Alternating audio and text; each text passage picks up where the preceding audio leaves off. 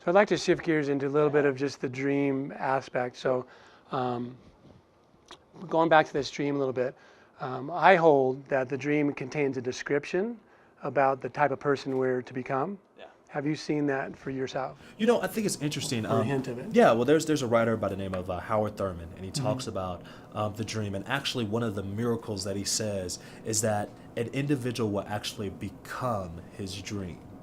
If that makes any sense. Absolutely. And the point of it's like, That's exactly you know, along lines. I'm no longer an individual who's chasing after this. I'm actually morphing and becoming this thing that I'm passionate about. I want to be, and that's something that is very interesting. Something I see in myself as well is something that drives you. You know, Right. you don't need an alarm clock to do this because it's becoming It who pulls I am. you and Yeah, calls you. yeah.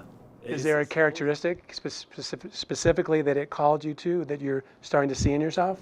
I would say, you know, and again, going back to that attention to detail, I'm starting to realize that more and more that if you want to be where you want to be, you have to have that attention to detail. But secondly, I would say a positive attitude.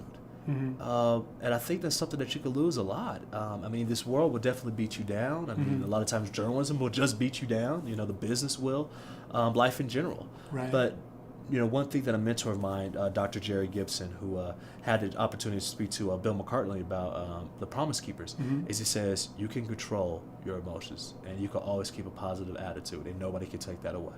And no matter what people say, like, that's one thing that can never be taken away. So I always try to do that for myself, even when I'm hurting, Right. you know, either do that or have other individuals around you to help you out. Right. Yeah. So if we were doing more of a workshop setting, I would ask you, what are your tools Yeah. for that? Positive Although I attitude. have to say it right now. It's positive attitude, but sometimes it's tough. But I in a mean, quiet yeah. time, In a quiet time. you focus and prepare. Definitely, you have to protect focus, your heart. focus, prepare, protect your dreams, protect your heart. But also, it's okay to, you know, if you feel like you need to like cry or release, it's okay to have those type of things too, because sometimes out of going through mess, that's when you get the best fruit of your dreams to come out from that. And so, you know, I'm always reminded. Fred Hammond said this. He said, "I'm so thankful because out of all the people that threw dirt on me, that's where, you know, the flower grows." And so, you know, for me, I just understand that when that happens, there's a flower right around the corner, and my dream is going to continue to give birth. So it's good. Yeah, this is excellent stuff. Excellent stuff. Yeah. So leadership, I believe, I'm a hold that the dream implies leadership. That we're a leader within our specific area of influence or area of gifting. Would you hold yourself as a leader? Well, we're all leaders in one way or the other. Okay. It just depends on where you're leading someone to. Okay. You know, you're a family man, and so where you're leading your son to. You know, with your wife, which way you're going to lead them daily.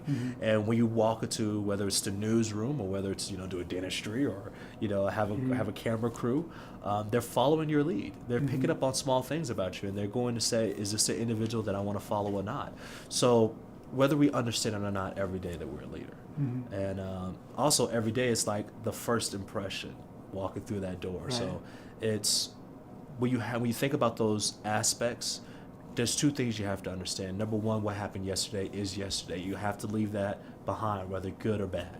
You don't want to try to live so much in yesterday, even in the good, because it will affect your future, right? You're not looking towards your future. Thank you for the past, but let's go live on the future.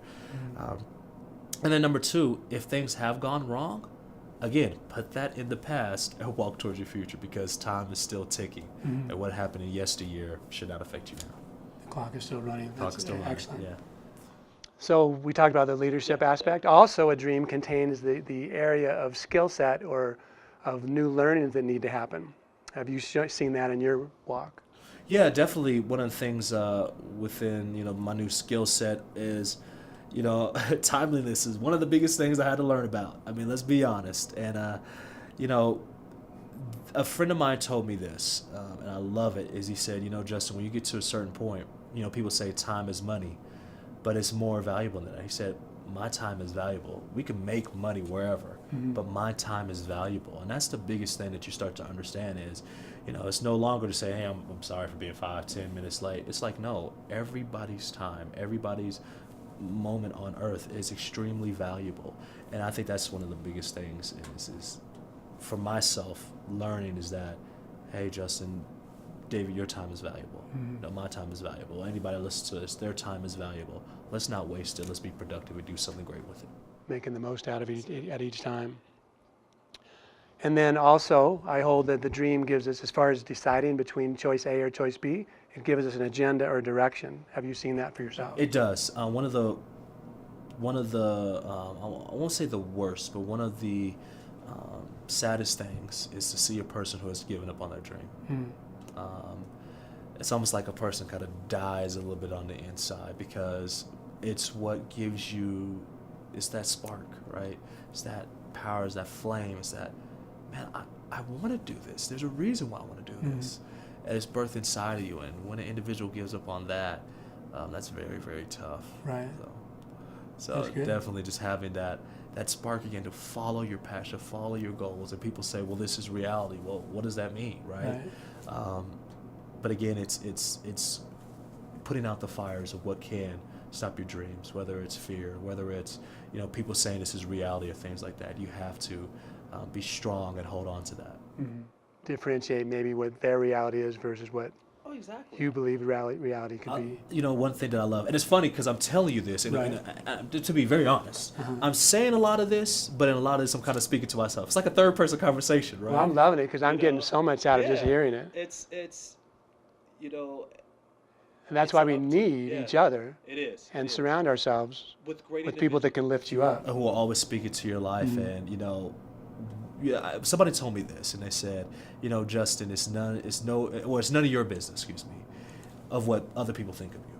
So I'll say that again. It's none of your business of what other people think of you. And a lot of times we live in that. We live in, man, I wonder what my dad would think of me, or I wonder what this person would think about me, or I wonder what Facebook, whatever, right, would say about me if I went and followed my dream, and or if I went out in this direction. And you know what? It's none of their business. Right. What is your business is what you do in your conduct and following that dream and following your passion. Right. So what comes to mind is forming your own all-star team or dream team of who you only want to listen to. Without a doubt. And formulate great voices. Right. Who will help you with great choices. In that huddle. In that huddle. I mean, it's just like in football, right? A great metaphor. You want to be around great individuals, but also everybody has their position too. Like if a wide receiver tried to do what a lineman did, God bless you. He might could do a cut block, but after a while, he's just not big enough to handle that. And if you try to put a wide lineman out as a wide receiver, you don't want to put a center out there trying to run a streak route. The ball will get intercepted every time. You won't complete the pass. So everybody has their place, and it's important that you surround yourself around great people who will help you at different avenues, different parts of your life to achieve your dream. Good stuff. Excellent. So struggle and setback. We talked a little bit about it early. There haven't been too many struggles for you, have there? Oh no, there have been. I know. I just wanted to see. Oh yeah. Don't look. I may sound positive, but there's a lot of different things that have gone on. I mean, but the thing about it is, and let me say this, is that through struggle, sometimes the greatest struggle is where you have your greatest increase. I've had times where I worked, I worked a 3 a.m. to noon shift, Wednesday through Sunday. Early, 24 years old, and and it's like, man, I really want to go out, but I can't go out because I got to be at work at 3 a.m. And you pick up, I picked up a camera, start shooting video, and sometimes you're like, man, does anybody see the hard work that I put it in? But I always rest on this, and there's a great verse, and it's a verse that I need the reminder of. Even as I was walking up, I had to remind myself of this verse. I know it's in Proverbs, and forgive me for not knowing the exact wording of scripture, but it does say, in all hard work there is a profit, but mere talk leads to poverty. And I think a lot of times that as we go through different struggles, sometimes we could see our goals, see our dreams, and we're like, man, I want to do this, I want to, and it's just a lot of talk. But that's poverty. What does poverty mean? It means a loss of the dream, right? In that sense, right? A loss of that dream. Or just idle talk. Idle talk, and nowhere. Let's be honest, talk is not going to get you a lot of money. That could take away that. But hard work, that's going to be a profit. And all hard work, there's going to be something. If I was in the weight room, you and I, we're going to the weight room right now, and we're lifting, running, doing all that, we're going to see a profit. Your body will get bigger, right? Or your body will change, right? But if you just talk about, well, I'm going to get in the weight room, and I'm just going to sit, but I'm sitting down and I'm watching TV, that's going to be poverty. There's not going to be anything that's going to happen to your body. So.